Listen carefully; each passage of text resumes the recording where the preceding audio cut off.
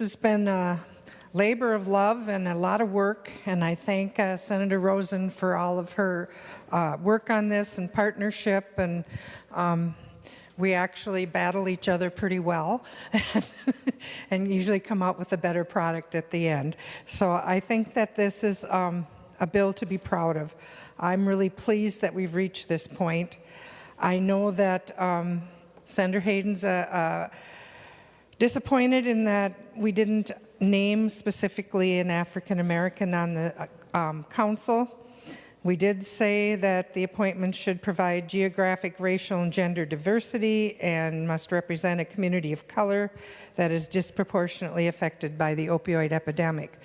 The only ethnic group or culture that's listed are the Ojibwe and the Dakota tribes because they're sovereign nations. Otherwise, we got into do we do a Latino, a Hmong? I mean, you know how many different people we have here in Minnesota. We just couldn't have a advisory council large enough to accommodate everyone. And I do recognize that the African American community has been harmed more than most by this epidemic.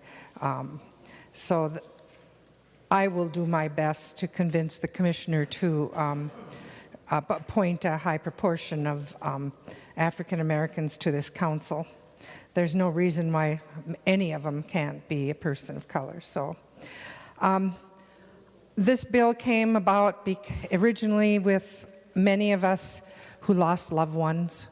My daughter died of a heroin overdose back in 2007, and Dave Baker's son passed in, I think it was 2011, and I know that the Steve Rumler Hope Network is full of parents who lost their children to this epidemic, and a lot of tears have been shed designing this bill and a lot of hard work, and I know that there's a lot of children looking down proud of their parents today for all the hard work they put into this, and I'm hoping that we can use this bill to prevent other parents from having to go through the trauma and the loss that we did.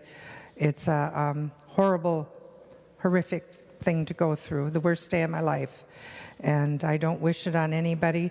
It's a club nobody wants to belong to. And this bill will hopefully provide prevention, education, and resources for people who absolutely need opioids but end up with the side effect of addiction. As long as people are prescribed opioids, there will be people with addiction. And so we need a way to treat them and to help them when that happens. And we protect those who are dying in hospice, whatever.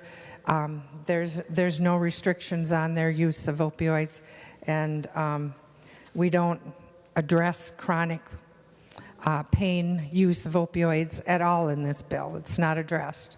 And I don't recommend it, but if you're on them, I don't see any sense in taking them away, because then people go to the streets and they end up with fentanyl-laced opioids and they die.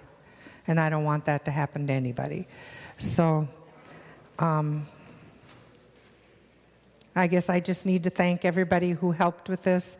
Again, Senator Rosen and her staff, and my LA, David Gross, and members of the Steve Rumler Hope Network who've driven and come here just about every day this was on the agenda. Thank you.